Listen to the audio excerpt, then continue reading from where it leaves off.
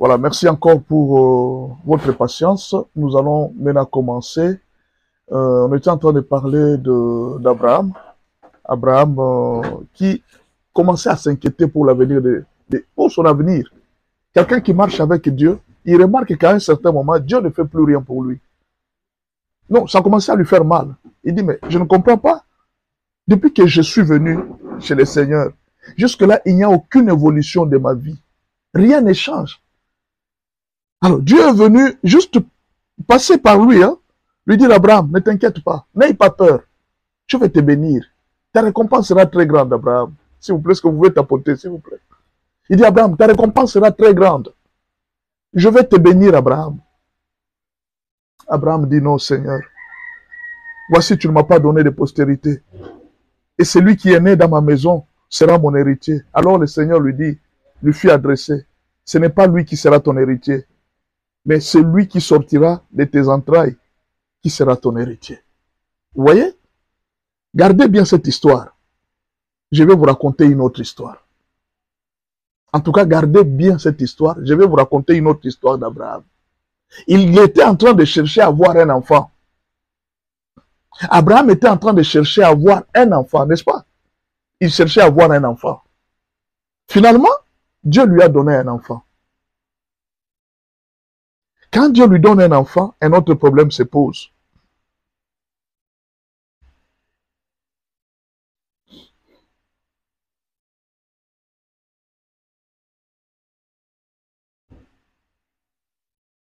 Un autre problème se pose.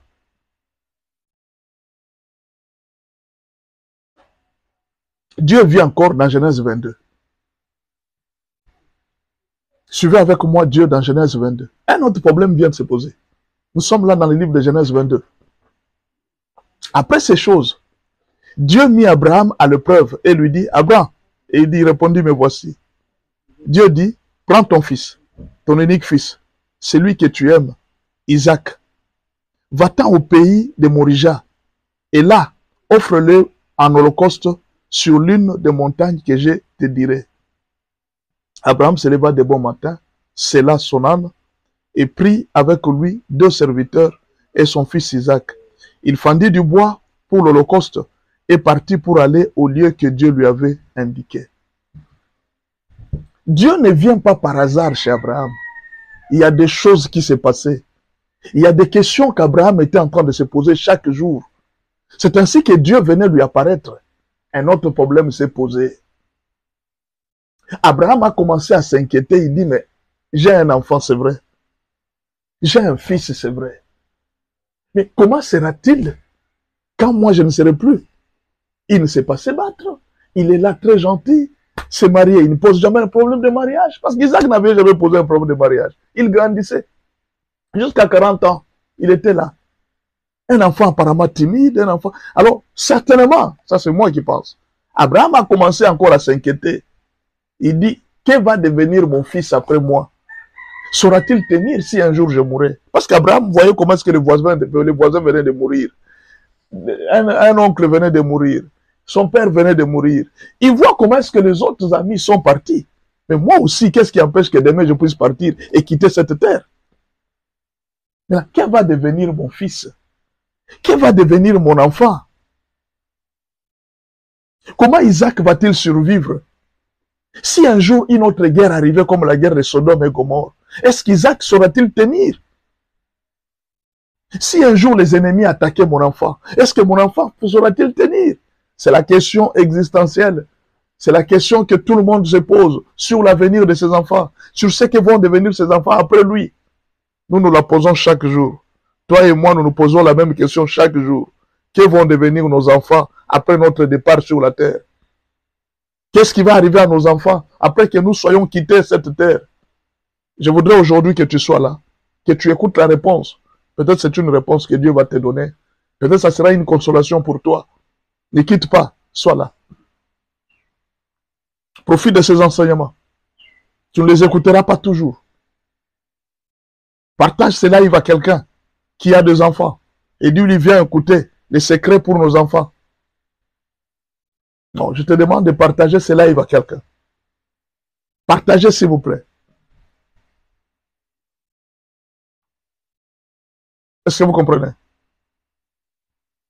Ah, voilà. Maintenant, ça va. Les réseaux, je crois que ça va.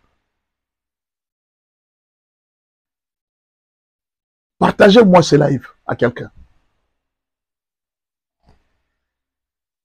Dites à quelqu'un de venir suivre les secrets. Comment connecter nos enfants à Dieu?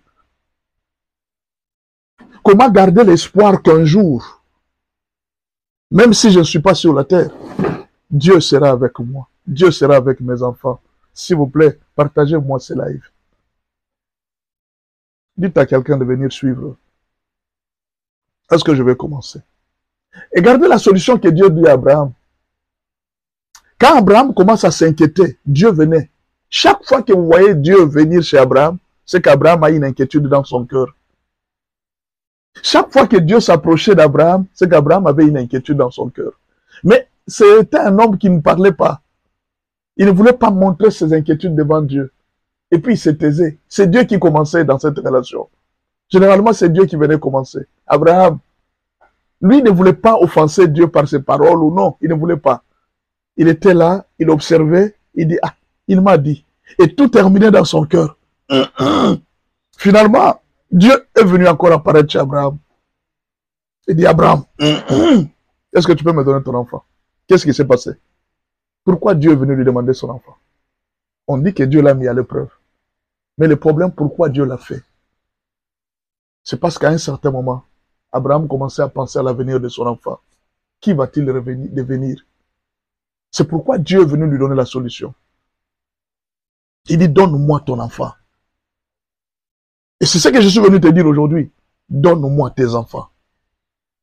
Donne à Dieu tes enfants, mes frères. Ne garde pas tes enfants à toi. Donne-le à Dieu.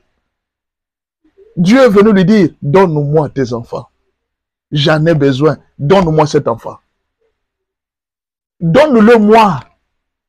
Pourquoi? Il s'inquiétait trop sur l'avenir de son enfant. Il n'avait pas l'enfant. Maintenant, il a eu. Il commence à penser maintenant à son enfant. Qui va-t-il devenir? Va-t-il tenir comme moi son père? La question que tu te poses, si un jour je n'étais plus sur la terre, est-ce que mes enfants un jour vont tenir cette vie? Quand tu les vois là, parfois ils ne sont pas courageux comme toi, ils sont froids. Et tu te poses la question. Tu es en train de forcer que mes enfants deviennent forts. Je bénis tous les parents qui ont vu leurs enfants grandir et devenir des hommes. Il y en a aujourd'hui qui continuent à pleurer et à se poser des questions. Que vont devenir mes enfants après moi? C'est une question que tout parent se pose. Je voudrais aujourd'hui que tu obtiennes une réponse. Dieu lui a dit, donne-moi Isaac.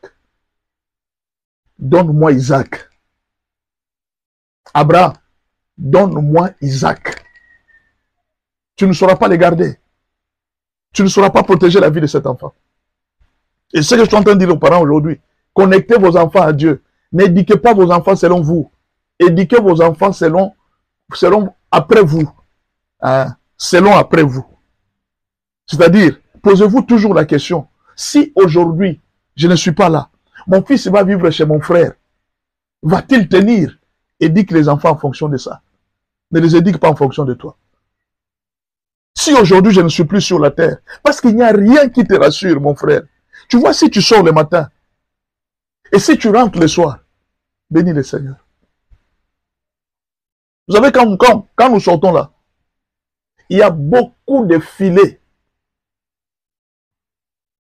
Quand nous sortons le matin, nous rentrons, bénissez le Seigneur. Je vais vous lire un verset, hein. Ça va vous faire très mal. Vous allez comprendre que la vie ici, elle ne tient qu'au bout du fil. La vie ne tient qu'au bout du fil.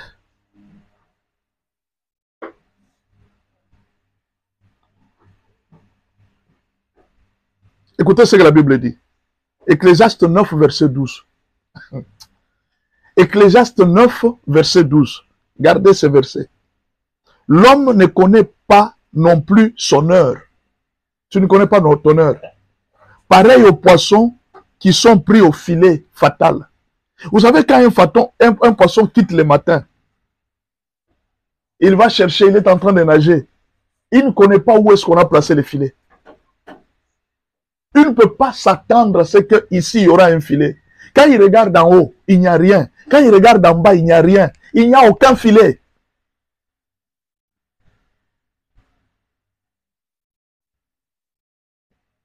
L'homme ne connaît pas son heure, ne connaît pas non plus son heure. Pareil aux poissons qui sont pris au filet fatal et aux oiseaux qui sont pris au piège. Comme eux, les fils de l'homme sont enlacés au temps du malheur lorsqu'ils tombent sur eux tout à coup. Tu vas comme ça, tu es en train de rouler comme d'habitude. La façon dont on est venu te cogner, tu ne l'as pas prévu. Un homme vient, je ne sais d'où, il est venu te cogner. Et pouf, accident. Tu viens de perdre un être cher. Ou alors toi-même, tu viens de perdre la vie. Tu n'as pas vu ça. Quand tu t'es réveillé le matin, si tu avais vu, tu n'allais pas quitter la maison.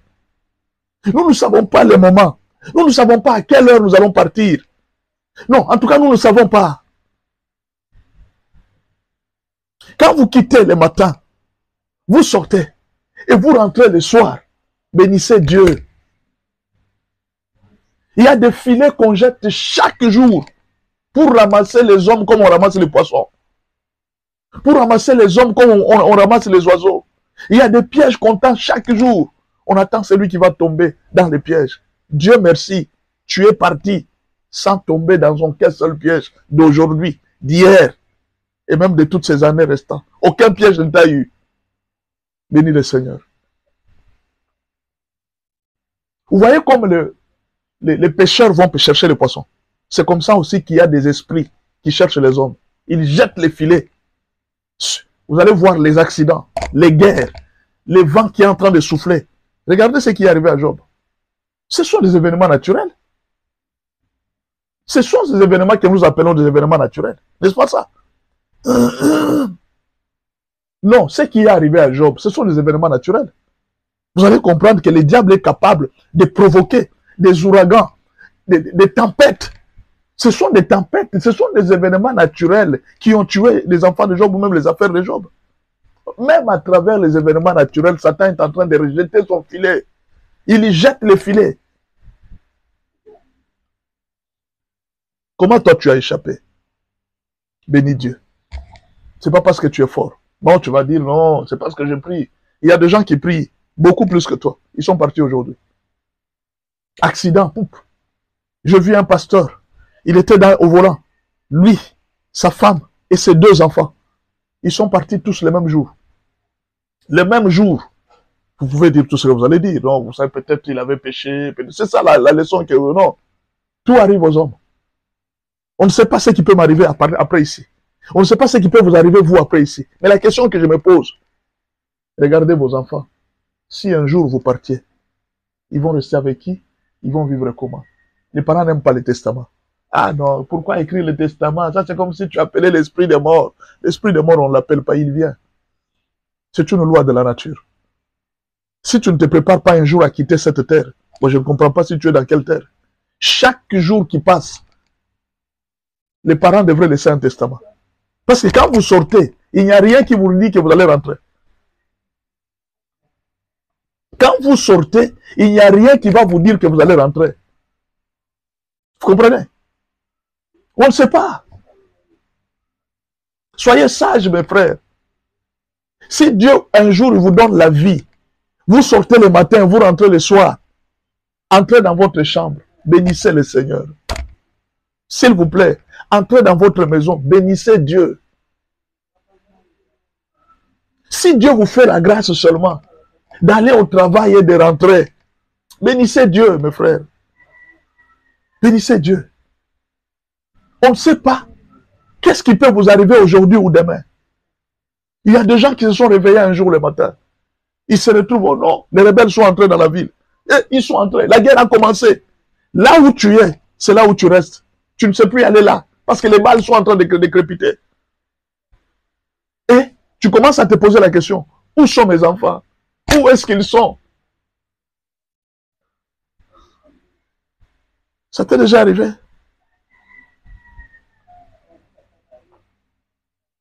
Ça t'est déjà arrivé de te poser la question? Qui est Jacqueline? Tu peux beaucoup nous excuser. Ce n'est pas une émission politique. Nous sommes en train de prêcher. S'il y a des émissions politiques, allez commenter là-bas. Ici, ce n'est pas une émission politique. Là, c'est la parole de Dieu. Cesse de commenter. Si tu as des questions, écris-moi là-bas, pas ici. Voilà, merci beaucoup. Alors, faites attention, mes frères. Quand vous sortez le matin, et que vous rentrez le soir, bénissez Dieu. Bénissez Dieu. Vous ne savez pas ce qui devrait arriver, vous ne savez pas.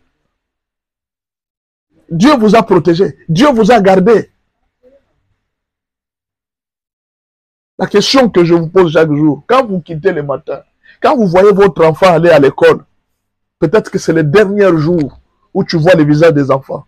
Voilà pourquoi je t'interdis chaque jour de maudire les enfants. Tu ne sais pas. Bénis tes enfants. Le matin, quand tu te réveilles, bénis tes enfants. Tu ne sais pas. Peut-être que c'est la dernière fois aujourd'hui que tu es en train de regarder tes enfants. Tu ne sais pas. Tous ceux qui sont morts, ils ne sont pas morts en disant au revoir aux enfants. Moi, je pars, je ne reviendrai plus. Non, ils ne savent pas. Ils se retrouvent le matin, ils partent au travail, comme d'habitude. Et les soirs, c'est la nouvelle qui arrive. Au lieu que papa rentre, c'est le téléphone qui arrive. C'est un message qui arrive. Papa ne rentrera plus. Qu'est-ce qui s'est passé? Papa vient de connaître l'accident.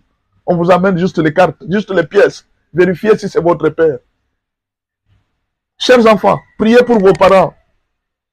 Quand vous voyez votre père sortir et rentrer, bénissez Dieu. Seigneur, merci parce que tu as béni mon père. Tu t'es déjà posé la question, si un jour papa n'est plus, si un jour maman n'est plus, comment est-ce que je vais vivre? Si Dieu te fait grâce de voir encore tes parents, bénis le Seigneur. Ah oui, je te donne un conseil de bénir Dieu. Sois content, mon frère. Sois content de voir tes enfants. Ils vont à l'école, ils rentrent. Ah non, bénis Dieu. Bénis Dieu de voir tes enfants. Certains réveillent. C'est la dernière fois que nous puissions nous voir avec nos enfants. Mais ma question reste. C'est la même question qu'Abraham avait. Le jour où je quitterai cette terre, comment deviendra mon enfant? Comment sera Isaac? Et Dieu lui a donné la solution. Donne-moi Isaac. Donne-le-moi. C'est la même solution que je te dis. Confie tes enfants dans les mains du Seigneur. Aujourd'hui, tu es en train de te battre. Tu te bats. Je vais construire un immeuble. Tu ne tires jamais de leçons. Tu n'as jamais vu des enfants. À cause des immeubles que tu as laissés aux enfants. Les oncles et les oncles terminés dans la sorcellerie. Les ont tués tous. Tous les enfants sont morts à cause de l'héritage de leurs parents. Cet héritage, cette maison que tu construis pour tes enfants, demain, ça peut être la cause même de la mort de tes enfants. Ce n'est pas l'héritage que tu laisses qui est une garantie pour l'avenir de tes enfants. L'héritage peut devenir... Oui, pour les autres, ça réussit. Je ne dis pas que ça ne réussit pas toujours. Pour les autres, ça réussit. Non, tu as laissé l'héritage, les enfants se retrouvent. Bénis le Seigneur. Mais il y a les autres. Le même héritage que tu as laissé là, c'est cet héritage qui tue tes enfants. Tes enfants sont morts à cause de ce même héritage.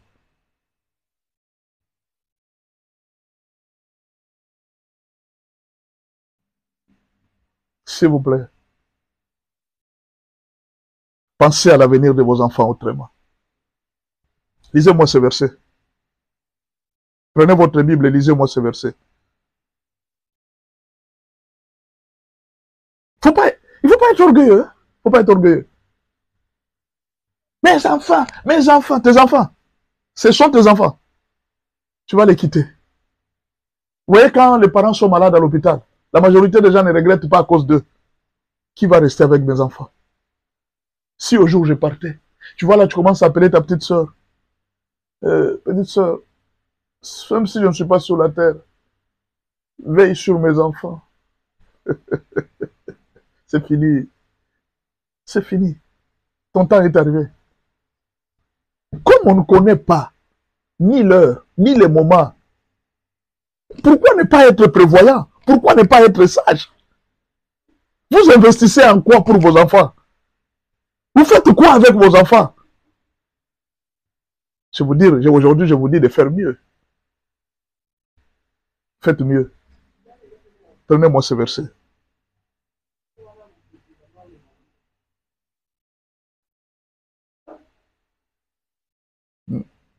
Prenez-moi ce verset, s'il vous plaît.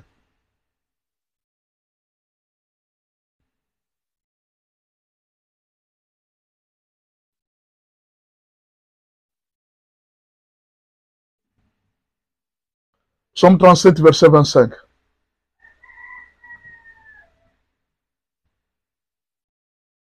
Psaume 37, verset 25. J'ai été jeune, j'ai vieilli. J'ai été jeune, j'ai vieilli. Et je n'ai point vu le juste abandonné, ni sa postérité mendiant son pain. J'ai été jeune, j'ai vieilli. Je n'ai pas vu le juste abandonné, ni sa postérité mendiant son pain.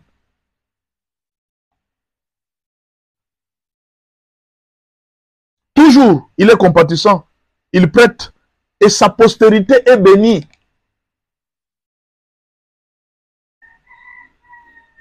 Maintenant, la suite.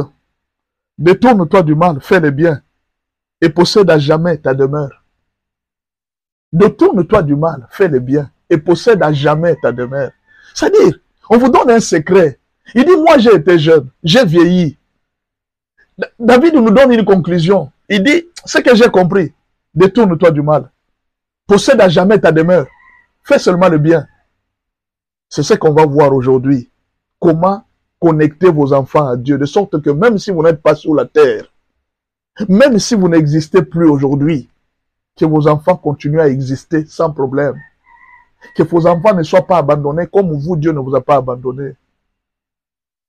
Prenez les secrets pour que vos enfants vivent après vous, pour que vos enfants soient heureux après vous.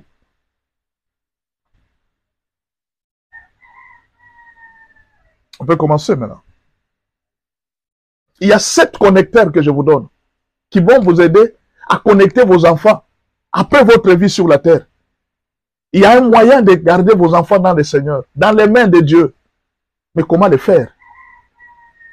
C'est ce que Dieu a dit à Abraham. Abraham, fais-moi grâce. Abraham, fais-moi grâce. Donne-moi ton enfant. Abraham, de grâce, donne-moi cet enfant. Pourquoi? Dieu ne répond qu'aux soucis du cœur. Abraham avait un souci. Que va devenir mon fils?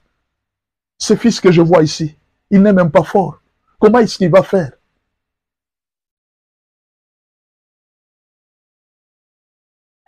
Les orphelins ont grandi. Les enfants abandonnés ont grandi. Ils ont été bénis sur la terre. Ce n'est pas le fait d'être orphelin qui détermine la vie de quelqu'un. C'est la relation, c'est la connexion de l'enfant avec Dieu.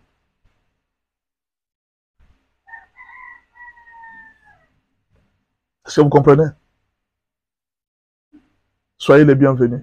Idriss Kila, c'est un live chrétien. C'est juste une prédication. Si tu as des questions, écris-moi sur WhatsApp. Comme ça, tu auras des questions et des réponses.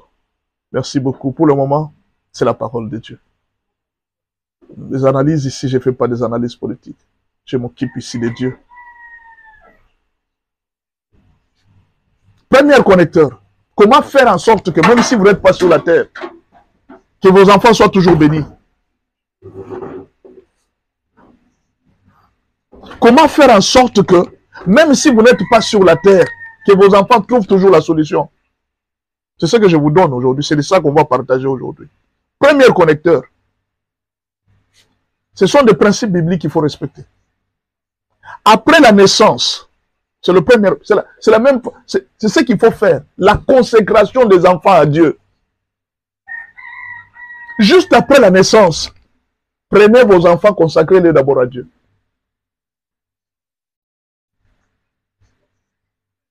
Premier connecteur, la consécration. Si vous voulez connecter vos enfants à Dieu, commencez par le premier pas, consacrer vos enfants à Dieu. C'est le premier pas de connexion. C'est le premier pas de cession des enfants avec Dieu. Vous savez, quand ici chez nous, il y a une procédure. La procédure, c'est laquelle? La procédure, c'est quand vous mettez un enfant au monde, vous devez vous présenter dans les 3 mois à la commune. Vous allez à la commune, vous présentez les dossiers de l'enfant. Il est né quel jour, quelle date, tout ça. 3 mois après, vous allez présenter l'enfant. Quand vous présentez l'enfant, on l'enregistre. Et cet enfant a la nationalité du pays. Mais si vous négligez ça, pour que l'enfant, on puisse lui donner la carte d'identité, on peut demander le certificat de naissance de l'enfant. L'enfant n'en a pas. Pour qu'on lui donne à un âge supérieur, il faudra que l'enfant aille faire un procès verbal au ministère de la Justice. Ça devient une longue procédure. Alors qu'à la naissance seulement, l'enfant pouvait aller être présenté à Dieu, être présenté à la commune. Vous comprenez? Et là, il reçoit la nationalité. Le premier pas pour la conservation de la vie des enfants, c'est la consécration. Commencez à consacrer vos enfants à Dieu. Dès que l'enfant naît, pensez à consacrer votre enfant à Dieu. Je ne sais pas pourquoi les parents négligent. Ne négligez jamais la consécration. C'est une étape très importante de la vie des enfants. Allez consacrer vos enfants à Dieu. Allez les présenter auprès du Seigneur. Non, je ne suis pas en train de parler du baptême. Je suis en train de parler de la consécration. Allez donner vos enfants à Dieu. En fait, la consécration, c'est quoi? La consécration, c'est un peu ce qui s'est passé à Moïse. Hein? Ce qui s'est passé avec Moïse. La maman a dit que bon, cet enfant, si je laisse cet enfant va mourir. Parce qu'on est en train de tuer tous les garçons. Moi, je ne sais pas comment je vais garder les enfants. La maman est partie donner l'enfant au fleuve. N'est-ce pas? Et le fleuve s'est occupé de l'enfant. Le fleuve a amené l'enfant jusque dans le palais royal. Et le palais royal est venu remettre l'enfant chez qui? Le palais royal est venu remettre l'enfant chez la maman. Il dit, si tu vas allaiter cet enfant. Vous comprenez? C'est-à-dire, quand vous remettez l'enfant à Dieu, cet enfant ne vous appartient plus. Il appartient à Dieu. Mais Dieu va vous les donner. Quand Dieu vous donne des enfants, il va commencer à vous payer pour la croissance de cet enfant. Il va vous donner une bourse pour cet enfant. Parce que l'enfant ne vous appartient plus, l'enfant appartient à Dieu. La sorcellerie ne pourra rien contre cet enfant. La magie ne peut rien contre cet enfant. Parce que cet enfant ne vous appartient plus. Vous l'avez déjà donné à Dieu. C'est ça la consécration. Vous devez donner vos enfants à Dieu. Il y a des gens qui le font. De la naissance des enfants, ils vont vous donner les enfants au diable. Et ces enfants sont terribles quand ils grandissent. Vous aussi faites la même chose. Dès que les enfants naissent, allez les inscrire dans les livres de Dieu. Allez présenter vos enfants à Dieu. Mon enfant est né. La commune, qu'est-ce qu'elle peut faire pour vous? Mais Dieu peut mieux faire pour vous. Allez présenter vos enfants à Dieu. Allez les présenter à Dieu.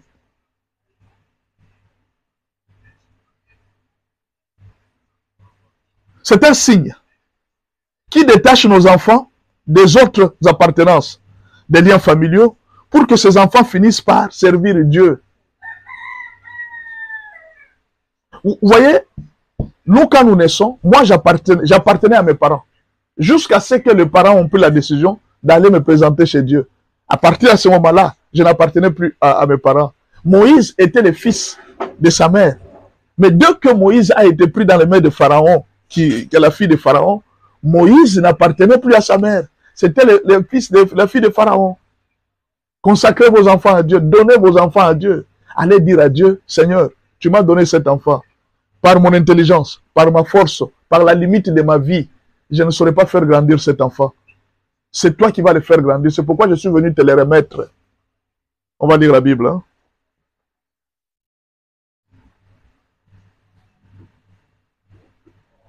Luc 18, verset 15.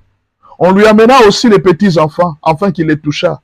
Mais les disciples, voyant cela, reprenaient ceux qui les amenaient. On voulait que Jésus touche les enfants. C'est ça en fait la consécration. Quand vous amenez l'enfant, c'est pour que Jésus puisse les toucher. C'est pour que la main de Dieu puisse les toucher. En fait, la main c'est un parapluie. Un enfant consacré à Dieu reçoit immédiatement un ange pour le protéger et le mener vers les chemins de Dieu. Madame Léa, bonjour. Un enfant consacré à Dieu, il reçoit directement un ange protecteur. Matthieu 10, verset 18. Gardez-vous de mépriser un seul de ces petits, car je vous dis que leurs anges dans les cieux voient continuellement la face de mon Père qui est dans les cieux. Il y a des anges qui sont disposés à la protection des enfants. Des anges qui sont destinés à la protection des enfants. Il y a des anges. Dès que vous présentez votre enfant à Dieu, directement, Dieu lui donne un ange. Et l'ange va s'occuper de la vie de ton enfant. C'est ça l'avantage de la connexion. Cet enfant, que vous soyez en vie, que vous soyez mort, cet enfant dépendra de l'administration céleste. Les études de cet enfant seront dans les mains du Seigneur. Tout ce qui va arriver à cet enfant seront dans les mains du Seigneur. C'est pas pour rien qu'on a mené les enfants, on les présentait devant Dieu. Un enfant consacré à Dieu reçoit immédiatement un ange. Je viens de vous le dire. Cet enfant n'aura jamais la sorcellerie. Il ne travaillera jamais pour Satan. Il vivra même si son père mourait aujourd'hui. Pourquoi? Parce que cet ange va le protéger. Cet ange va le conduire. Partout où cet enfant ira, cet ange protégera tes enfants. Partout, à l'école, à l'université, et partout où ils iront. Même s'ils veulent entrer dans la maison d'un féticheur, l'ange les tiendra. Il dit, tu n'iras pas ici, ce n'est pas ton endroit. Même si cet enfant veut entrer dans l'occultisme, l'ange va le bloquer. Il dit, toi, ce n'est pas ici. Toi, on t'avait déjà consacré. C'est la même chose qui se passe aussi dans l'autre monde. Quand on consacre les enfants au diable, dès leur naissance, ces enfants, ils n'aiment pas l'église. Ces enfants, ils n'aiment pas... Toute leur vie, les enfants, ils n'aimeront que, ils n'aimeront que les fétiches, des histoires comme ça. Ces enfants n'aimeront pas les choses de Dieu. C'est tout à fait normal parce qu'on les a déjà consacrés depuis leur naissance. Et toi aussi, consacre tes enfants à Dieu. Même si aujourd'hui, il est dans l'alcool. Un jour, il verra l'ange lui apparaître. Il dit, monsieur, ton temps est arrivé. Allez, là-bas. Commence, le premier acte que tu dois poser. Commence par consacrer tes enfants à Dieu. Beaucoup de parents négligent la consécration des enfants. Va présenter l'enfant à Dieu. Va dire à Dieu. Moi, je sais que moi, chez moi, je ne veux pas ça. Hein. Oh non, vous amenez un enfant, vous dites non, moi, je suis venu... non, moi, je ne fais pas ça. On va prier pour l'enfant, pour la bénédiction. Non, moi, je ne bénis pas les enfants, je les donne à Dieu. C'est-à-dire quoi? Quand un parent vient chez moi, à l'église, avec un enfant, je vais lui poser la question, comme on fait dans les mariages. Cette maman est venue donner l'enfant à Dieu.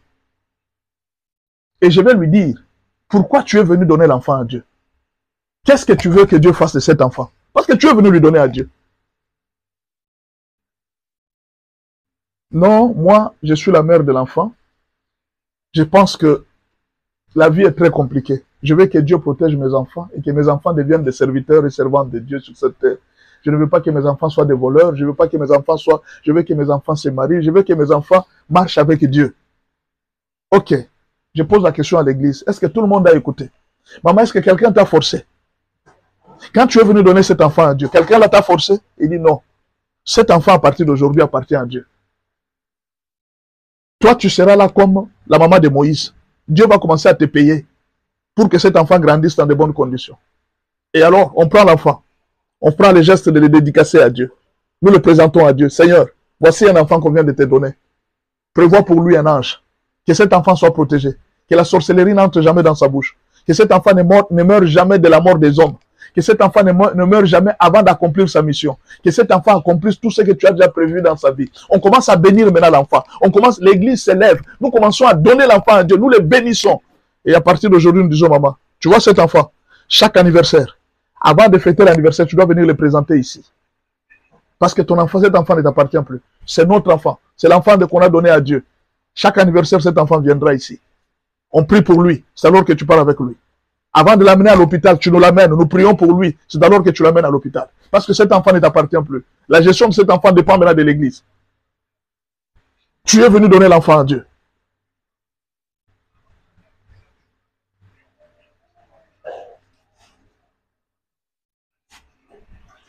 Cet enfant, partout où il va partir, il n'y a personne qui le touchera. Personne ne le touchera. Demandez aux marabouts, demandez aux satanistes, ils vont vous dire qu'il y a des enfants quand ils viennent ici. Vous voyez seulement comme ça, vous dites non, non. Vous entendez quelqu'un vous dire ne touchez pas cet enfant, il ne vous appartient pas. L'enfant lui-même est parti dans la maison du féticheur. Quelqu'un lui dit ne touchez pas à cet enfant. Je ne veux même pas que personne touche à cet enfant. Il ne vous appartient pas. Faites ce que vous faites avec ce qui vous appartient. Celui-là ne vous appartient pas. Directement, le féticheur lui dit, il dit, ah, toi va. Moi, nous, ici, on ne veut pas ces histoires-là. Ah, c'est comme ça. Parce que cet enfant, ça ne lui appartient pas, cette vie. Je vous ai déjà donné ce témoignage et je le répète encore. Un jour, il y a une fille du pasteur. J'ai suivi ce témoignage sur Club 700.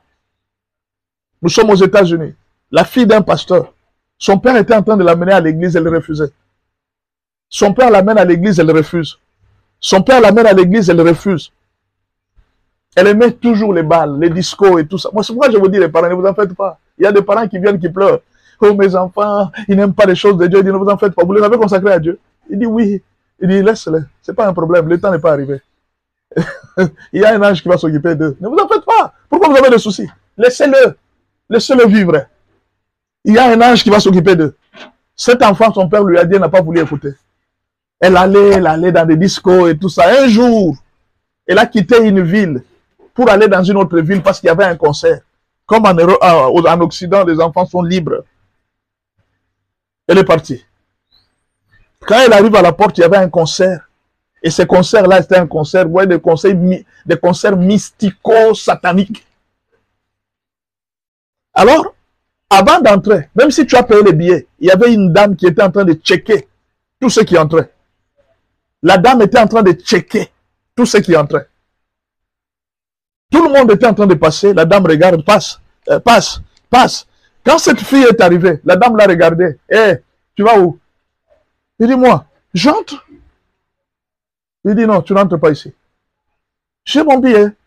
Tu n'entres pas. On n'a pas besoin de ton billet. Si c'est l'argent, on te remet. Tu n'entres pas ici. Tu es qui? Who are you? En anglais, hein? Who are you? Elle ouvre même la bouche pour parler. Elle ne connaît pas ça, la personne qui est à la porte. Who are you?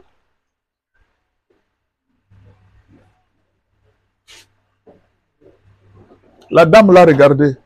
Il dit, toi, tu ne peux pas entrer ici. Tu ne peux pas entrer ici. Patrick Moukouna, je te vois. Bonjour. Tu ne peux pas entrer ici. Et la dame lui pose la question. Tu es la fille d'un pasteur, n'est-ce pas? Elle dit, oui. Comment tu sais? Il dit, ça ici, ce concert ici, ce n'est pas pour des gens comme vous. Tu n'entres pas ici. La fille s'est mise. Elle a commencé à pleurer. Elle a commencé à pleurer. Elle est rentrée chez son père. Elle a raconté l'histoire à son père. Tu as des soucis pour tes enfants. Tes enfants ne m'écoutent pas. La question que je te pose, tu les avais consacrés à Dieu. Si tu les as consacrés, repose-toi. Toi, tu penses que nous tous ici, là, tu penses que ma bouche ici n'a jamais pris l'alcool. Tu crois? Ma bouche ici n'a jamais goûté une boîte de nuit. Je suis venu comme ça, là, et puis je suis pasteur. Ne t'en fais pas. Ne t'en fais pas. L'ange est en train de tourner. Dès que tu consacres l'enfant, Dieu lui donne un ange. Dès que tu consacres ton enfant à Dieu, Dieu lui donne. C'est pourquoi je suis en train de dire aux mamans, juste après la maternité, et si même vous n'avez jamais consacré vos enfants à Dieu, allez à l'église, allez donner vos enfants à Dieu. Vous avez des soucis, pourquoi? J'ai vu une maman qui est venue dans mon bureau, elle était en train de pleurer, elle dit, pasteur, imaginez, moi je suis servante de Dieu. Mais mes enfants, la façon qu'ils sont en train de se comporter, je ne comprends pas, pasteur. Je lui ai posé la question, tu les avais consacrés à Dieu? Il dit oui. À la naissance, tu les avais présentés à Dieu? Il dit oui, je les avais présentés à Dieu. Il dit, c'est pas ton problème, laisse-le. Laisse-le, n'aie même pas les soucis. Il y a quelqu'un qui va les ramasser. C'est même pas pour longtemps. On va les ramasser bientôt. Tu as les soucis pourquoi? On va les ramasser parce que ces enfants ne t'appartiennent plus. Tu les avais déjà donnés à Dieu. Ce ne sont pas tes enfants. Le propriétaire est en train de les former. Laisse-les dans la maison de Pharaon. Ils sont en train de jouer dans la maison de Pharaon. Les propriétaires savent les moments. Qu'ils apprennent d'abord ce qui se passe dans la maison de Pharaon. Les propriétaires connaissent les moments. Il va les ramasser. Dieu. C'est pourquoi ne vous fatiguez pas de prier pour vos enfants. Je ne dis pas ça pour que vous ne priez pas. Priez. Il y a un ange qui est chargé de vos enfants. Deuxième connecteur. Là, si vous avez connecté un enfant à Dieu, même si vous n'êtes pas sur la terre, ne vous en faites pas. Allez dans votre tombeau, dormez calmement. Pourquoi? C'est vous-même qui dites. Ce qui est dans les mains du Seigneur, qui peut ravir? Non, je vous pose la question. Répondez-moi, non? Quand tu as mis une chose dans les mains du Seigneur, qui peut ravir? La sorcellerie, la magie, l'accident, la mort, le poison. Quand ton enfant est dans les mains de Dieu, toi, ton problème, c'est quoi? Tu as laissé ton enfant dans les mains de l'université, ton enfant dans les mains de l'immeuble. Mes enfants, vous voyez, je suis en train de mourir, je vous ai laissé l'immeuble. C'est là que tu as laissé tes enfants. L'immeuble peut s'écrouler. L'université peut fermer. Il peut y avoir dans le pays, il n'y a plus d'emploi. Prends tes enfants, mets-le dans les mains du Seigneur. Je peux répéter ça? Prends tes enfants, mets-les dans les mains du Seigneur. Ce sont les mains sûres. La banque des enfants, c'est les mains du Seigneur. C'est là qu'il faut déposer tes enfants. C'est ça la vraie banque. Consacre, premier acte, consacre tes enfants à Dieu. De leur naissance, ils sont consacrés à Dieu. Ne néglige pas à partir d'aujourd'hui la consécration. Et quand vous faites la consécration, dites quelque chose. Souvent, les gens vont consacrer les enfants, ils ne disent rien. Non, dites quelque chose. Allez dire, il dit, pasteur, j'ai une parole à dire pour mon enfant, avant que vous puissiez le bénir. Il dit, vous voyez cet enfant, pasteur, je l'ai eu par la grâce de Dieu. Dieu m'a fait grâce d'avoir cet enfant. Mais tel que je connais, je sais qu'un jour je peux mourir, aujourd'hui ou après-demain. Mais je ne veux jamais que mes enfants souffrent. C'est pourquoi, en les amenant ici, je suis venu les déposer dans les mains du Seigneur. Même si je meurs, même si je ne suis pas en vie, que Dieu prenne mes enfants en charge. C'est tout. Cette parole, ça m'a suffi. Cette parole suffit. Tu as déclenché quelque chose de très grand dans le royaume des cieux. Directement, on donne à l'enfant l'âge. Et Dieu est content, il dit, on m'a donné un enfant, on m'a donné un enfant. Tu ne sais pas comment le ciel est content. On m'a donné un enfant, un cadeau. Dieu aime les enfants, je vous dis. Vous avez entendu Jésus dire, laissez venir à moi les petits enfants. Il dit, si c'est lui, quelqu'un qui va faire du mal à ses enfants, l'ange qui est au ciel, leurs anges voient continuellement la face de Dieu. Et il dit, ces anges-là, je ne sais pas si tous les anges voient la face de Dieu, mais les anges qui gardent les enfants, et ils voient continuellement la face de Dieu. Je ne sais pas pourquoi. Non, c'est ce que Jésus a dit. Les anges qui voient qui protègent les enfants, ils voient continuellement la face de Dieu. Dès que tu as ton enfant, va les consacrer à Dieu. Et puis, quand tu les as consacrés à Dieu, n'aie pas peur. Je vois les parents en train de regretter. Je ne sais pas si mon fils va réussir dans la vie. Ne t'en fais pas, il va réussir. J'ai été jeune, j'ai vieilli. Je n'ai jamais vu un juste abandonné, ni sa descendance mendier le pain. Il ne mendiera jamais le pain. Jamais. Dieu ne ment pas. Dieu prend en charge nos enfants. Va seulement, toi, fais ce que je te dis. Je sais ce que je suis en train de te dire. Oh non, mes enfants, il est ivrogne. Toi, tu pries beaucoup, ton enfant prend l'alcool. Ne t'en fais pas. Va les consacrer à Dieu. Va les vendre. Tu ne comprends toujours pas. Va les vendre à Dieu. Va vendre ton enfant à Dieu. Vos amis vendent leurs enfants chez les diables pour avoir la richesse. Toi, vends-le chez Dieu. Va donner ton enfant à Dieu.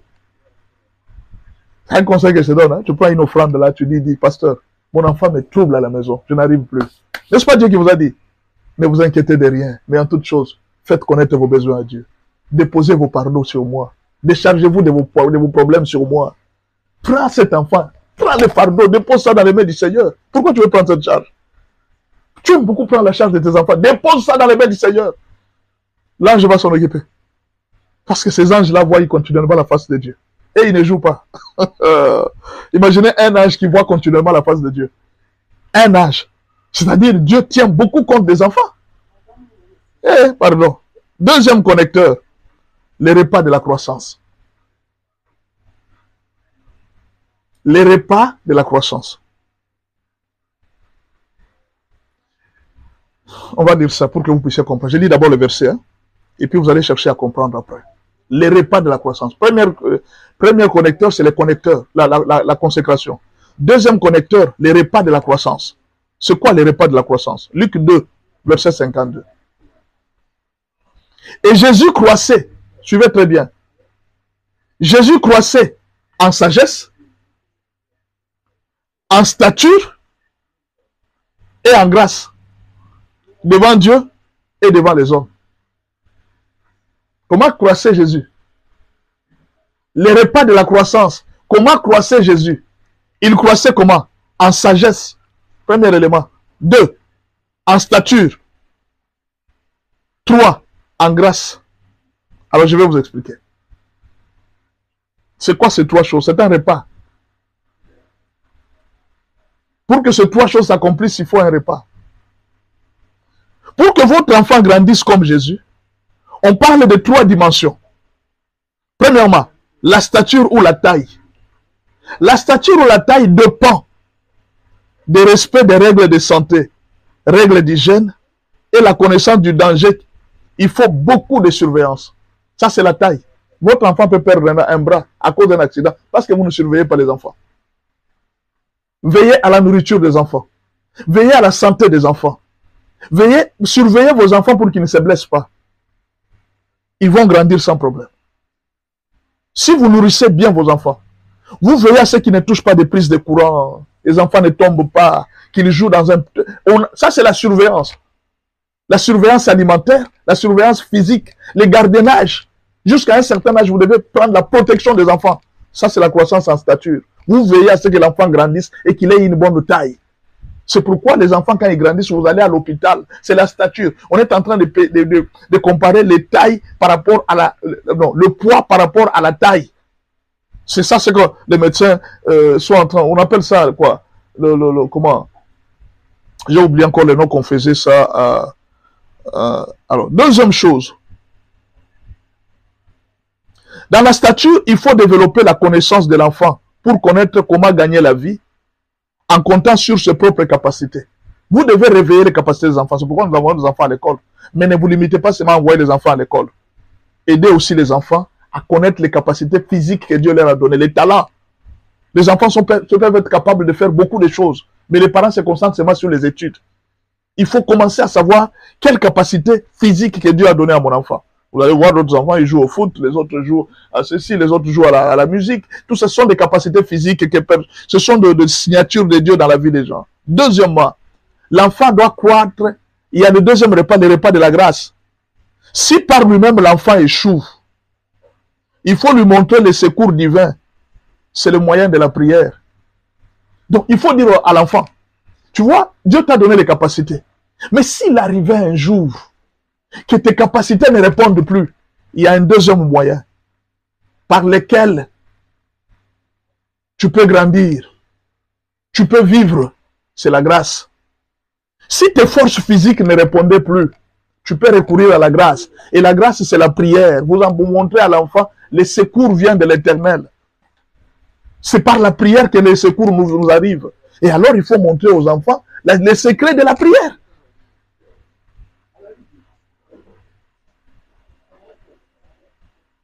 Proverbe 9, verset 10. Les commencements. Le troisième moyen, c'est la sagesse. Donc, Jésus avait grandi en stature. Je vous ai parlé de l'aspect physique des enfants. Vous devez aussi découvrir les talents. Vous devez aussi faire étudier vos enfants. Ça, c'est la stature physique. Mais il y avait aussi la grâce. La grâce, c'est l'aspect spirituel. La vie spirituelle. L'enfant doit apprendre à prier. Vous devez montrer à l'enfant qu'en dehors de ce que nous sommes sur la terre, il y a Dieu qui est au ciel, qui peut nous bénir et qui nous protège. En dehors de la sentinelle qui est sur la porte, il y a Dieu qui nous protège toute cette maison. Parce que la sentinelle ne sera pas nous protéger contre la sorcellerie. Mais Dieu peut nous protéger contre la sorcellerie et contre même les bandits qui sont plus forts que la sentinelle. Vous comprenez? Même le président, tous ceux qui marchent avec des cortèges de militaires, ils ne sont pas protégés par leur cortège. Ils sont protégés par Dieu.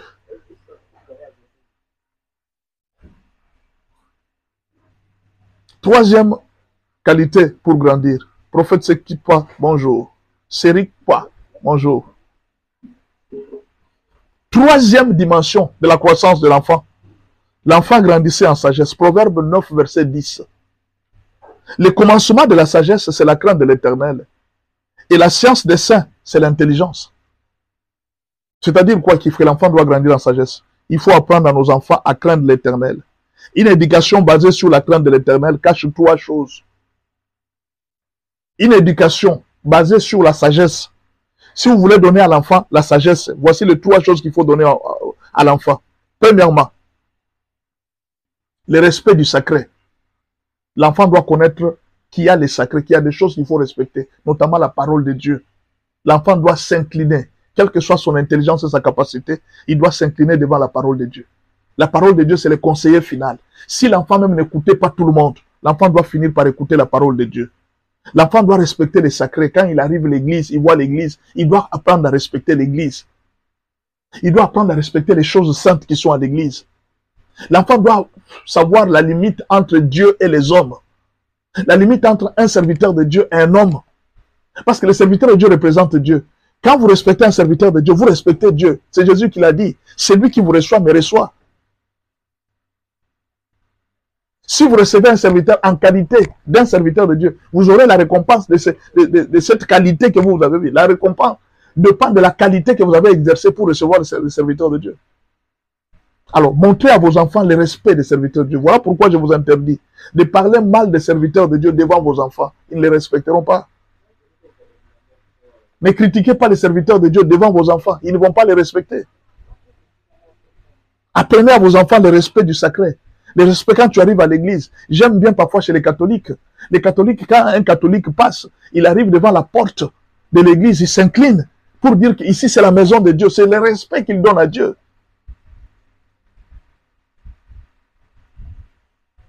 Deuxième chose, la sagesse implique aussi le respect des parents. Ou alors, des personnes âgées. La Bible dit, tu te lèveras devant les cheveux blancs. Un enfant, quand il n'a pas le respect, l'enfant n'a pas de sagesse. La sagesse, c'est le respect des parents. Et puis, troisièmement, l'honnêteté. Un enfant sage est honnête. Il ne vole pas les choses d'autrui. Éduquer l'enfant selon ces trois dimensions. L'enfant aura la sagesse. La crainte du sacré, le respect du sacré, le respect des parents, et puis l'honnêteté. Vous avez rendu votre enfant sage. Cet enfant sera sage partout où il ira. Et la sagesse, vous savez, la couronne de la sagesse, c'est la richesse. Cet enfant ira très loin. Même s'il tient un travail, l'enfant vivra longtemps. Même si l'enfant tient les mariages, il vivra longtemps dans ses mariages. Ce ne sera pas genre des enfants qui divorcent aujourd'hui, divorcés demain. Les conséquences de tous ces divorces que vous voyez, c'est le manque de sagesse. Les parents n'ont pas inculqué la sagesse dans la tête des enfants. Inculquez vos enfants la crainte de Dieu. Vous allez voir qu'ils vont beaucoup durer dans les mariages. Inculquez à vos enfants le respect des parents. Pourquoi la fille est en train d'injurer sa belle-mère? C'est parce qu'on ne lui a pas appris le respect des parents. Une fille ne peut pas injurer sa belle-mère. Un fils ne peut pas manquer du respect à son beau-père. C'est parce qu'on ne lui a pas appris le respect des parents. Enseignez la sagesse à vos enfants. La sagesse, c'est la connaissance de la parole de Dieu. La sagesse, c'est la crainte de Dieu. La sagesse, c'est le respect du sacré. Pourquoi ailleurs, quand les gens fuient dans l'église, on ne les attaque plus? On dit ça, c'est la maison de Dieu, on ne peut plus attaquer cette maison. C'est parce qu'on a montré aux gens la crainte de Dieu. Le fait qu'ils se sont cachés dans l'église, non. Un enfant, le pasteur l'appelle et dit, mon fils, ne divorce pas, remets ta femme à la maison. Il écoute parce que c'est le pasteur qui a dit. Mais il dit que le pasteur vienne, que ce soit qui, je n'écouterai personne. Hein. Tu es qui pour ne pas écouter personne?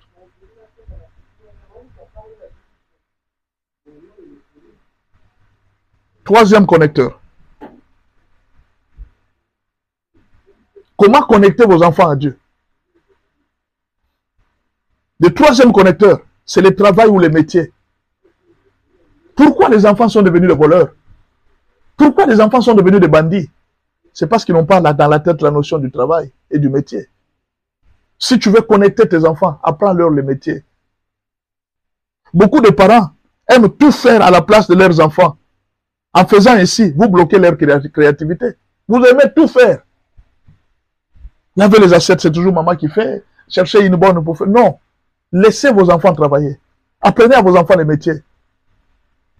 Ce que vous faites, commencez à montrer aux enfants.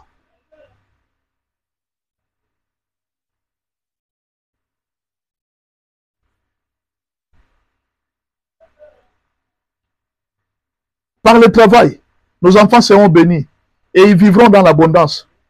Ne montrez jamais que tout est facile. Montrez à vos enfants que le travail est assidu. Beaucoup de parents aiment montrer à leurs enfants la facilité. Vous leur donnez tout avec facilité. Vous donnez tout à vos enfants, l'argent facile et tout. Et les enfants ont l'impression en grandissant que tout est facile. Montrez à vos enfants que l'argent se gagne difficilement. Montrez à vos enfants que pour avoir l'argent, c'est dur, mes enfants. Vous devez apprendre à travailler. L'argent, pour avoir l'argent, c'est le travail. Vous avez sué, c'est alors que vous avez l'argent. Vous avez transpiré, c'est alors que vous avez l'argent. Ne montrez pas toujours la facilité à vos enfants. Ils ont tout facilement. Non. Tout se gagne par le travail. Tout se gagne par le travail.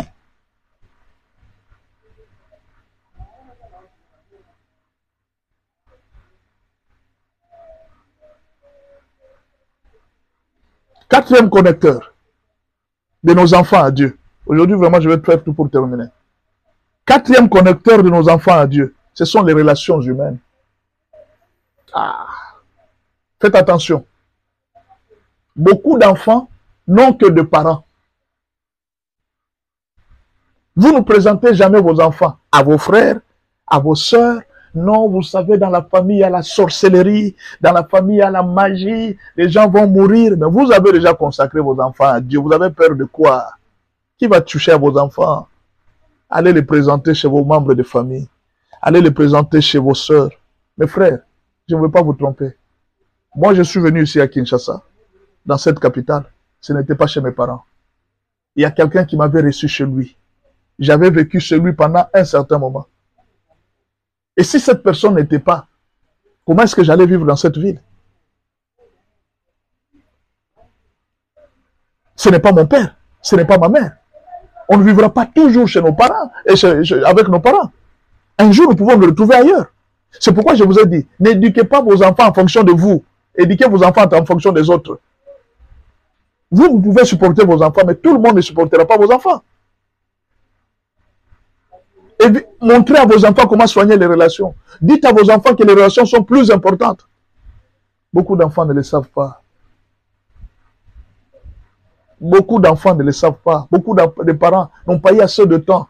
C'est chaque jour quand quelqu'un vient, fais attention, il risque de vous tuer. Fais attention, c'est un sorcier. Fais attention, non. Ne montrez pas à vos enfants que la tante est sorcière. Ne montrez pas à vos enfants que l'oncle c'est un sorcier. Ne montrez pas à vos enfants que les petits frères, il faut faire très attention, il peut te violer. Non. Montrez à vos enfants la prudence, mais aussi les relations avec les gens. Montrez à vos enfants vos relations. C'est très important. Vous ne serez pas là toujours pour vos enfants. Vous ne vivrez pas toujours pour vos enfants. Dieu bénit les gens à travers les gens. Dieu ne viendra pas comme ça. Il n'y a personne qui a rencontré Dieu. Mes frères, même moi qui vous prêche ici, vous allez me dire, pasteur, Dieu lui-même va te payer. Oui, je n'ai jamais rencontré Dieu comme ça en route qu'il me paye. Il utilise toujours les hommes. Ne crois pas que Dieu va utiliser les anges pour venir et donner à tes enfants la nourriture. Non, Dieu respecte les principes. C'est par les hommes que tu seras béni. Même un ange, quand il vient à toi, il ne viendra pas dans n'importe quelle forme. L'ange va venir dans la forme d'un homme. Mais si ton enfant méfie tout le monde, si ton enfant méfie les gens, vous savez ce que ça veut dire? Beaucoup de parents éduquent leurs enfants en fonction d'eux-mêmes. Mais ils ne savent pas que les enfants passeront beaucoup de temps loin d'eux que près d'eux. Ça, c'est ce que les parents ne savent pas. Ton enfant, imaginez, tu as ton enfant, tu l'as élevé jusqu'à 18 ans. Bon, tu as trouvé une bourse, l'enfant est parti en Europe. Tu verras encore quand que cet enfant. C'est fini. Il n'a fait que 18 ans dans ta maison. Le reste de sa vie, l'enfant ne vivra pas avec toi. Ta fille sera obligée de vivre avec un homme. Ta fille sera obligée de vivre avec les gens qu'elle ne connaît pas. À l'université, elle va rencontrer des gens qu'elle ne connaît pas. Il faut faire très attention. Vous comprenez? C'est à travers les relations. Gardez les relations, chers parents. Montrez à vos enfants de bien vivre dans les relations. Il y a des enfants qui sont incapables de vivre avec les autres. Dites seulement à l'enfant, quand tu sors, hein, salue tout le monde. Je ne veux pas saluer les gens, je ne veux pas saluer les gens. Non.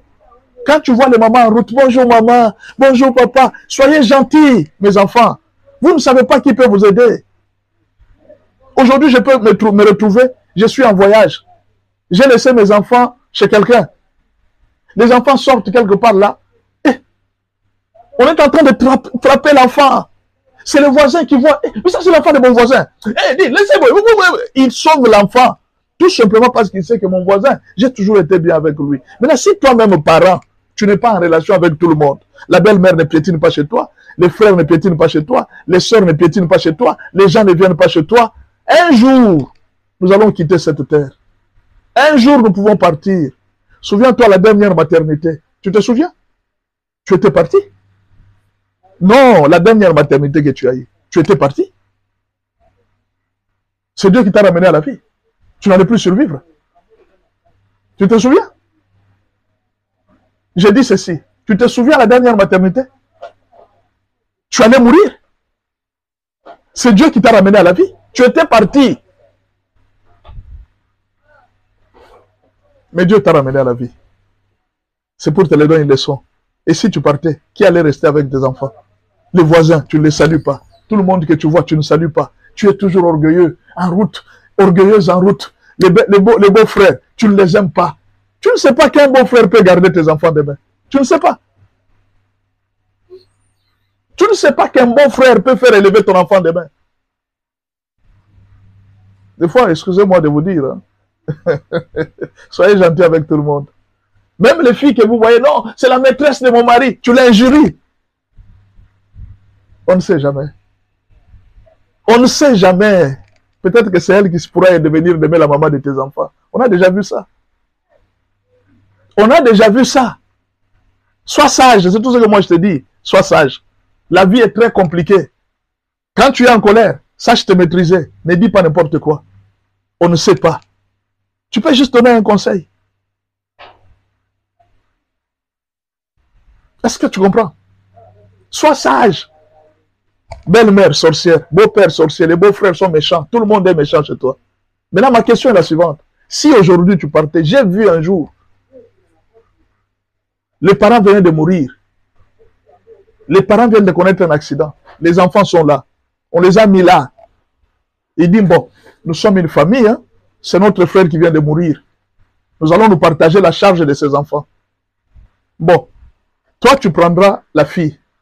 Toi tu prendras l'aîné. L'autre prendra celui-là. Bon, on va voir. Les enfants sont encore petits. Essayons de nous battre pour que ces enfants grandissent.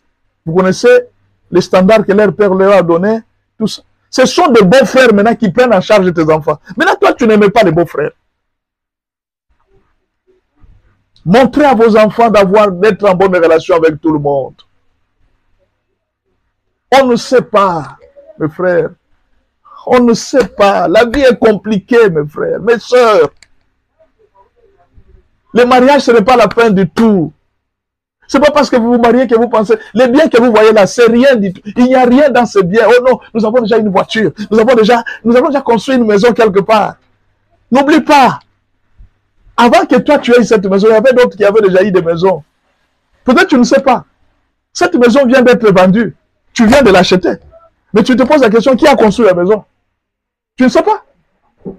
Celui qui a construit la maison, il avait aussi des enfants. Il l'avait conçu pour ses enfants. Mais pourquoi cette maison est vendue aujourd'hui? Tu ne te poses jamais la question. Est-ce que tu ne peux pas être sage? Je dis ceci. Est-ce que tu ne peux pas être sage?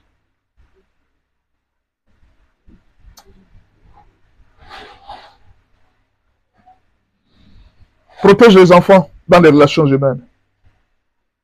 Alors, qu'est-ce qu'il faut apprendre aux enfants pour garder de bonnes relations?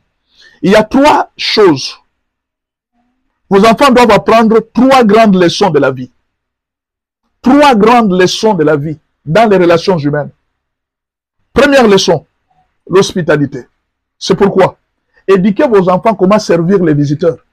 C'est très important. Est-ce que je peux répéter? Montrez à vos enfants comment recevoir les visiteurs. Comment servir les visiteurs. L'hospitalité. Montrez à vos enfants qu'il faut sourire toujours. Il ne faut pas avoir le visage fermé. Tu vois quelqu'un arriver chez vous à la maison. C'est qui celui-là? C'est qui? C'est comme ça que vous avez éduqué vos enfants. Les enfants doivent sourire. Les enfants doivent être gentils. Quand vous voyez les visiteurs, venez les saluer, vous tous. Ah, bonjour, papa, bonjour. Vous les embrassez, vous faites des câlins et tout ça. Qu'on sente, ah, ces enfants sont très accueillants. Vous, c'est chaque jour l'éducation. Ne cause pas avec lui. Ne cause pas avec lui. Ne cause pas avec lui. C'est un sorcier. Il va te tuer. Il va te tuer, papa. Tu veux mourir aujourd'hui. Ce sont ces mêmes gens qui vont porter des enfants.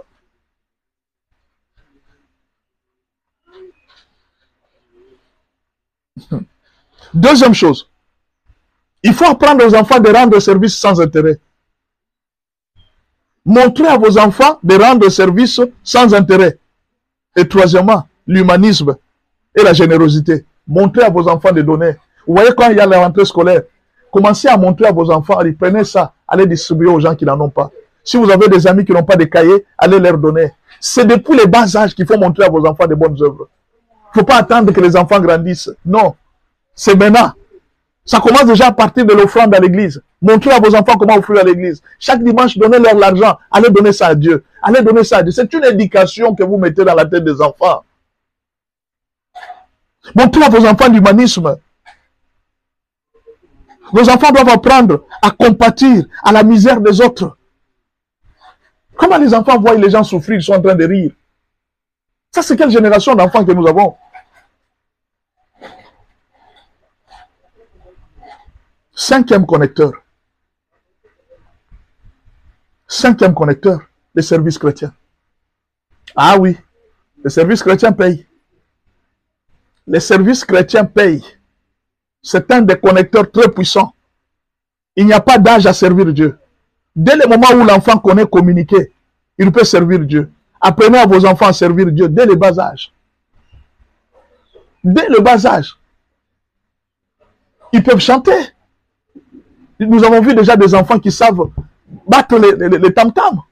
Des enfants qui savent jouer. Tout ça, ça compte. Dieu paye ses enfants. Vous n'allez pas comprendre aujourd'hui. Quand vos enfants sont en train de chanter pour Dieu, c'est quand ils vont grandir que les enfants vont commencer à recevoir les récompenses des œuvres qu'ils étaient en train de faire depuis qu'ils étaient enfants. Apprenez aux enfants à servir Dieu dès le bas âge. Jérémie 1, verset 6. Je répondis, ah Seigneur éternel, voici je ne sais point parler, car je suis un enfant. Jérémie n'avait pas dit que je suis déjà... Non, il est un enfant. Vous connaissez ce qu'on appelle un enfant? Jérémie était un enfant, Mais Dieu l'a appelé. Dieu appelle un enfant au service. Mais vous, au monde, vous êtes en train de vous dire, il dit non, il ne faut pas montrer le travail des enfants. Le travail des enfants, c'est le travail du monde. Mais pas le travail de Dieu. Les enfants peuvent servir Dieu à l'église. Les enfants peuvent chanter pour Dieu. Les enfants peuvent battre les tam-tams. Les enfants peuvent jouer à la guitare. Laissez vos enfants exprimer leurs talents, les talents que Dieu leur a donnés. Montrez à vos enfants comment servir Dieu. Jérémie 1, verset 7. Et l'Éternel me dit, ne dis pas je suis un enfant, car tu iras vers tous ceux auprès de qui je t'enverrai. Et tu diras tout ce que je t'ordonnerai. Ne me dis pas que tu es un enfant. Ne me le dis pas. Ne répète plus jamais ça. Tu n'es pas un enfant.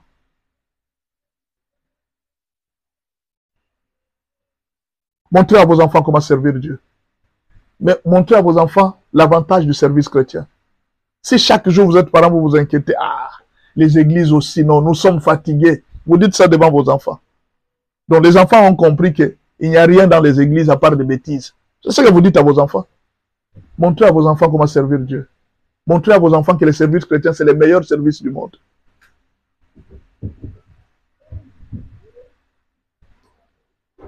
Sixième connecteur, la correction.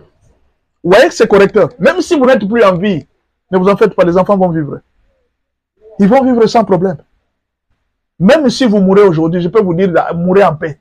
Vos enfants vont continuer la vie. Ils vont continuer la vie. Ne vous en faites pas.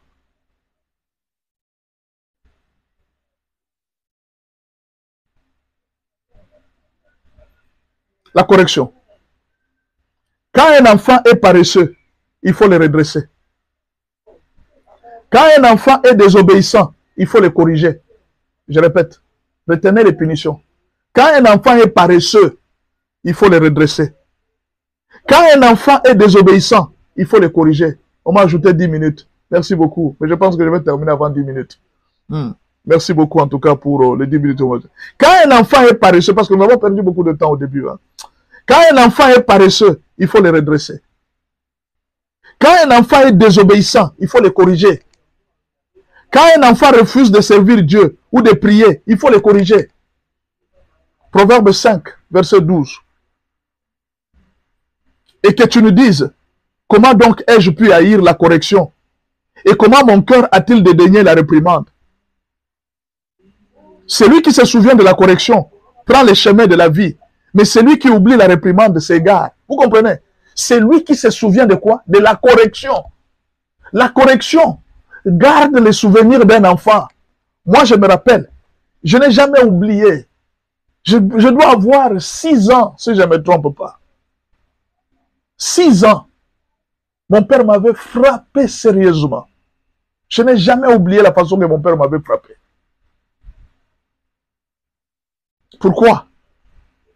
J'avais un jour ramassé la cigarette de quelqu'un qui avait jeté. J'ai allumé, j'ai commencé à prendre la cigarette. Il y a quelqu'un qui m'avait vu. Il est parti dire ça à maman. Et maman, quand papa est arrivé, Maman a signalé, il dit non, ton fils ici a commencé à prendre la cigarette. La façon que mon père m'avait frappé jusqu'à aujourd'hui, je n'ai jamais oublié.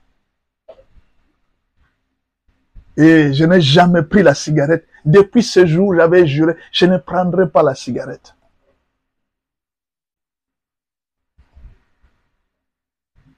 À cet âge, j'étais déjà, l'esprit des cigarettes déjà était à moi. Ne négligez pas la correction. Est-ce que correction veut dire taper? Non, je n'ai pas dit ça. Corriger. Il y a beaucoup de punitions qui ne sont pas nécessairement physiques. Corriger, c'est tout ce que moi je vous dis. Vous voulez que vos enfants deviennent meilleurs? Utilisez toujours la correction. Si vous voulez que vos enfants deviennent meilleurs, utilisez la correction. Proverbe 23, verset 13. N'épargne pas la correction à l'enfant. Si tu le frappes de la verge, il ne mourra point. Si tu le frappes de la verge, il ne mourra point. Proverbe 23, verset 14. En le frappant de la verge, tu délivres son âme du séjour des morts. La correction peut délivrer un enfant du séjour des morts. C'est un moyen de connecter l'enfant à Dieu. Vous les sortez du séjour des morts, vous les connectez à Dieu.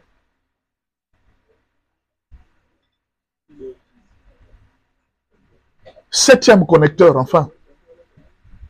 Septième connecteur.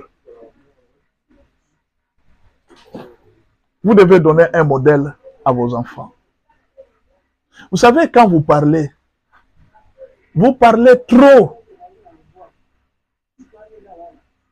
Vous parlez beaucoup. Vous devez être comme ça. Vous devez être comme ça. Vous devez être comme ça. Vous les enfants, moi et votre père, nous étions, nous, vous devez être comme ça. C'est bien de parler. Mais prêchez par l'exemple.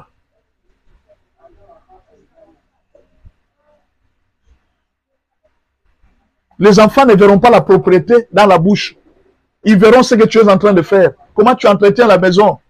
C'est ce que les enfants ont besoin de voir. Ils n'ont pas besoin de te parler à tout moment. Moi, j'étais intelligent à l'école. Moi, j'étais ceci. Non, c'est pas ça. Montrez un modèle à vos enfants. Il faut donner un modèle de mariage d'abord. Vos enfants doivent trouver en vous un modèle de mariage, de soumission, d'amour envers la femme.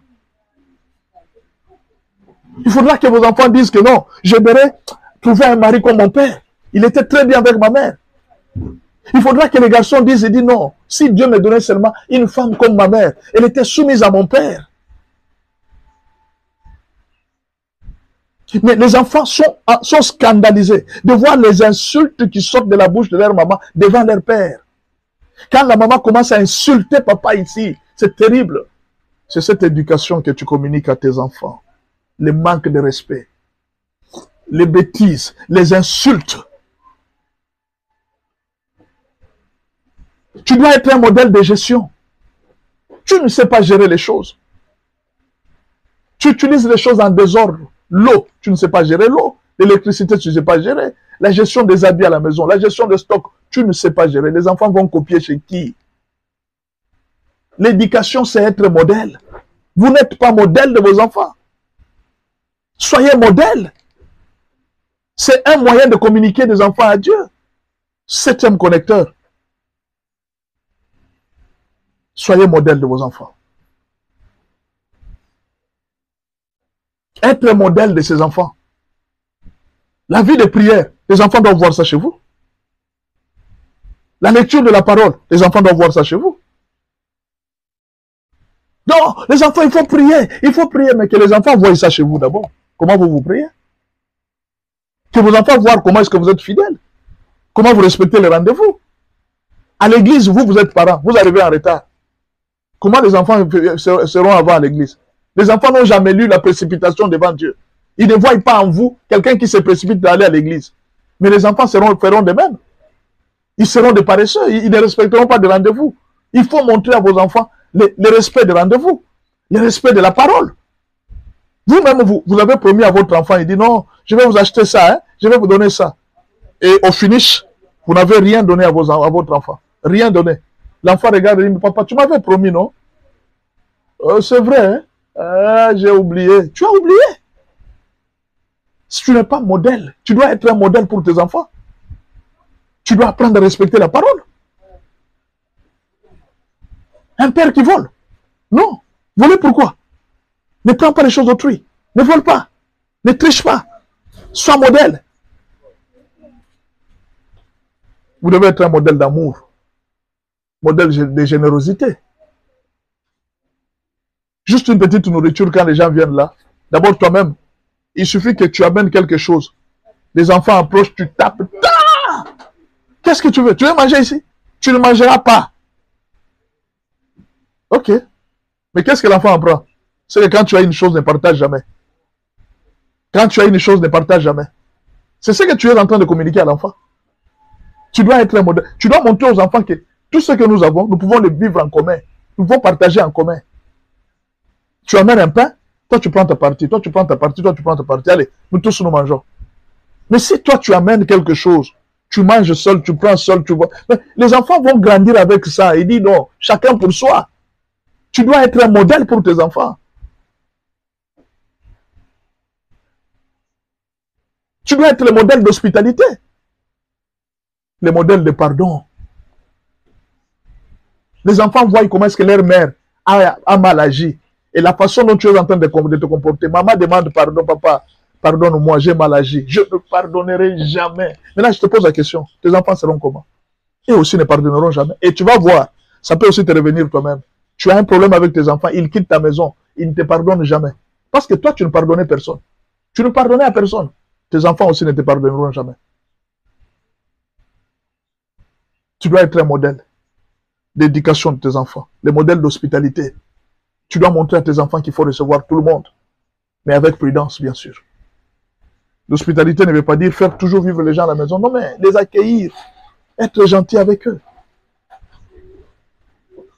Quand vos enfants, quand vous êtes un modèle pour vos enfants, il est facile que l'alliance du Père se transmette aux enfants. Proverbe 4, verset 2. Quand vous êtes modèle de vos enfants, il est facile que l'alliance du Père descende sur les enfants. Mais il arrive des fois que Dieu refuse l'alliance et dit non, non, je ne donne pas à tes enfants. C'est ce qui est arrivé à Ésaïe. Ésaïe était mal éduqué. Il était impoli. Il ne s'était pas souvenu de la réprimande, de la correction de sa maman. Et on a refusé de lui donner l'héritage. Il dit non, non, tu n'auras pas l'héritage. Proverbe 4, verset 2. Car je vous donne de bons conseils. Ne rejetez pas mon enseignement. Proverbe 4, verset 4. Il m'instruisait alors et il me disait que ton cœur retienne mes paroles, observe mes préceptes et tu vivras. Un enfant qui regarde, qui fait ce que son père fait, qui obéit aux principes que son père lui a montrés, cet enfant va grandir. Est-ce que je peux m'arrêter par là aujourd'hui? Je vous bénis vous tous. Soyez bénis au nom du Seigneur Jésus-Christ. Vous allez retrouver cet enseignement sur YouTube. Après ceci, retrouvez l'enseignement sur YouTube si vous avez raté une partie. Allez sur YouTube, cherchez Pasteur Benjamin Aoka officiel. Vous allez retrouver même tous les enseignements de cette semaine. Vous allez retrouver ça là-bas. En attendant, je vous bénis. Que le Seigneur Dieu vous soit favorable. Partout où vous êtes, que vos enfants soient dans les mains du Seigneur.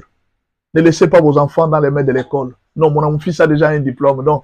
Soyez sûr que vos enfants soient dans les mains du Seigneur. Le diplôme n'est pas une garantie de la vie de l'enfant. Envoyer l'enfant en Europe, ce n'est pas une garantie de la réussite de l'enfant. La vraie bénédiction de l'enfant, c'est quand l'enfant est dans les mains du Seigneur. Parce que ce qu'il y a dans les mains de Dieu, il n'y a personne qui peut ravir. Merci, vraiment, pour tout ce que vous êtes pour moi. Merci beaucoup. Aujourd'hui, nous sommes samedi, à 18 h aujourd'hui. Nous allons nous retrouver pour un nouveau sujet. Et soyez bénis, je vous dis, soyez là, à 18 h juste déjà, soyez là. Je prie Dieu, je crois qu'on n'aura pas de problème de connexion. À Kinshasa, c'est souvent quand il pleut, il y a beaucoup trop de bruit de connexion, mais je pense que Dieu nous fera grâce. Dieu sera avec nous. En attendant, que le Seigneur Dieu vous bénisse. Si vous avez besoin des ouvrages, de soi, écrivez-moi. Les derniers communiqués que je vous donne, je vous ai déjà dit, nous avons un partenariat avec Rejael Group Investing. N'oubliez pas, si vous avez des choses à acheter, des terrains à louer pour faire l'agriculture, particulièrement en RDC, si vous avez besoin d'acheter des marchandises, des produits pharmaceutiques en Afrique du Sud, et que ça arrive chez vous dans de bonnes conditions, voici les numéros. Plus 27 67 091 81 99. Le numéro est écrit là. Plus 27 67 091 81 99. C'est notre numéro de groupe Rejaël. Alors, consultez-nous pour tout besoin. Même si vous voulez transférer l'argent en Afrique du Sud, vous avez un membre de famille qui veut envoyer l'argent en Afrique du Sud chez vous, jusque là où vous êtes. Consultez-nous. Voyez. Nous avons aussi des terrains à vendre à Maluku. Si vous avez besoin de terrains à acheter à Maluku, consultez notre numéro, plus 27 67 091 81 99. C'est notre agence Rejaël Group Investing. Donc, c'est notre agence, c'est notre partenariat. Nous sommes là, même le soir, quand vous voyez, quelqu'un demande la question, 20 fois 30, c'est combien? Vous avez l'idée du prix de terrain que nous vendons à Maluku? Quelqu'un va donner le prix. Attendez, patientez pour le prix. Si vous avez besoin d'un terrain 20 fois 30, on vous le vend. Juste à la fuite numéro 1. Voilà. Vous avez l'idée du prix? Comme allez consulter, on va vous donner le prix. On va vous donner le prix de terrain à Maluku. Inbox, vous aurez le prix. Voilà. Vous avez le numéro plus 27. Je vous reprends le numéro plus 27 67 091 81 99. Plus 27 67 091 81 99.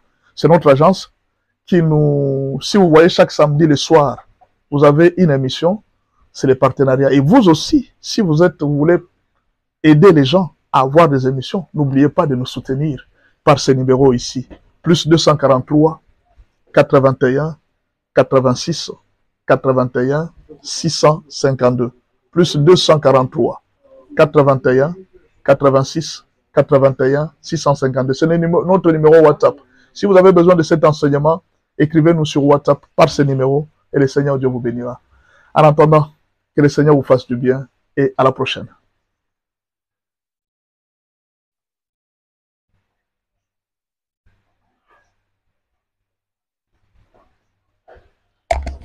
Nini?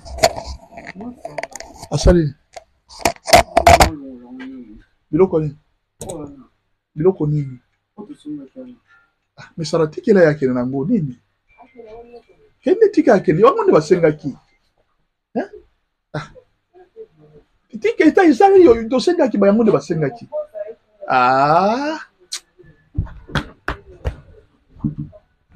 Tika ye dosenga basengaki na école. Pesa ye. Pourquoi ça ça la mo yo mo ça la mo nini? Yo ni mo ça la mo nini?